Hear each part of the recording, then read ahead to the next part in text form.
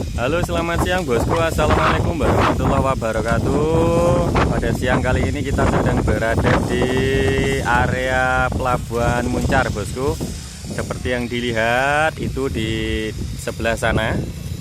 Nah, yang itu adalah area atau tempat untuk mereparasi atau membetulkan perahu-perahu yang ada di sekitaran Pelabuhan Muncar. Yang seperti dilihat di samping sini, depan-depan saya ini adalah kayu-kayu yang biasa digunakan untuk mereparasi perahu-perahu yang ada di sana itu. Nah, kebetulan untuk perahu yang ada di sini itu yang lebih dominan adalah perahu selerek. Jadi perahu selerek itu modelnya ya seperti yang ada di depan itu. Nanti saya akan tunjukkan kepada kalian semua tentang perahu selerek yang dalam kondisi bagus seperti apa. Tapi kurang lebih untuk bentuknya nanti seperti itu. Jadi tidak ada tempat berteduh untuk para kru dan awak kapal serta nahkoda yang ada di sana, serta untuk juru kemudinya pun juga masih menggunakan kayu, bukan yang setir itu. Tapi perahu yang seperti ini memang masih dominan digunakan untuk di Pelabuhan Muncar sendiri. Rata-rata untuk satu perahu sendiri dia bisa mengangkut antara 10 sampai dengan 15 ton. Lumayan banyak. Nah, untuk perahu selerek sendiri itu biasanya dia akan diisi oleh dua perahu. Satu perahu yang biasa disebut dengan perahu yang betina, satu jantan, lanang, wedok.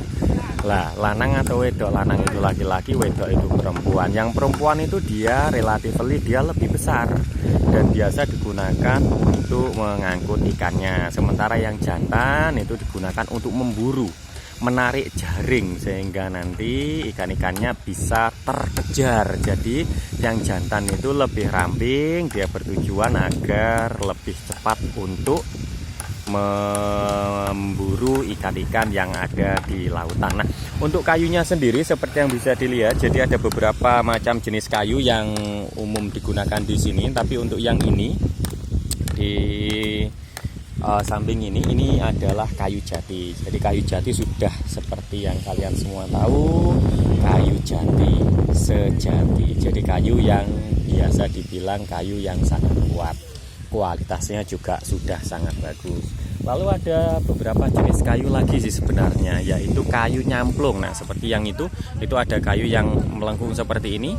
Nah, itu adalah kayu nyamplung. Untuk kayu nyamplung sendiri juga termasuk salah satu kayu yang sangat kuat. Makanya tidak heran kayu nyamplung sendiri dia lebih banyak digunakan sebagai rangka. Nah, untuk kayu jati sendiri juga ada yang digunakan sebagai rangka, tapi juga ada yang digunakan sebagai bahan papan untuk pinggiran kapal. Nah, yang di sebelah sana bosku, ini aku perbesar. Nah, yang itu bos, nah yang itu kelihatan seperti ada api-apinya sedikit, ya kan? Nah, itu adalah proses atau metode pembengkokan kayu. Seperti yang dilihat, itu di ujungnya ada batu yang diberi beban, kemudian di bawahnya dibakar tipis-tipis, tidak sampai mengenai kayunya, sehingga perlahan untuk kayunya sendiri dia akan bengkok. Nah, untuk ketebalannya sendiri, ketebalannya papan macam-macam bosku. Seperti yang dilihat itu papannya lumayan tebal. Kalau saya dari sini sih lihatnya ada kurang lebih sekitar 5 sampai dengan 6 cm. Jadi satu perahu ini memang biasanya menghabiskan biaya ratusan juta. Ada yang 300, 400, 500 untuk satu perahu. Jadi kalau punya satu pasang, nanti bisa dihitung sendiri berapa modal yang harus dikeluarkan untuk biaya awal, belum termasuk lampu, jaring, mesin, dan lain-lain. Oke, lanjut, kita akan menuju ke tempat di mana perahu-perahu selerek ini disandarkan.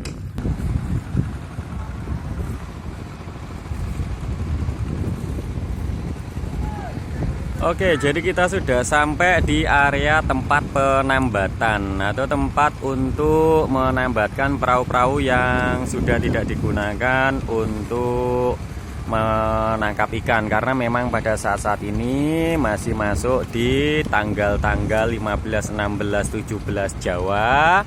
Itu biasanya posisi bulan lagi sedang bundar-bundarnya, makanya sedikit sulit untuk menangkap ikan kalau mengandalkan cahaya dari lampu, karena memang biasanya seperti yang kita lihat bosku, jadi di depan sana itu hampir di setiap kapal itu dia memiliki lampu. Nah itu ada lampunya satu, ada lampunya lagi di sebelah sana, itu juga ada lampunya. Nah jadi pada saat malam hari itu relatif lebih mudah untuk menarik perhatian ikan jika menggunakan lampu tanpa adanya cahaya bulan yang lagi terang benderang. Makanya ketika biasanya pertengahan bulan pada penanggalan Jawa akan sedikit perahu yang berangkat untuk mencari ikan.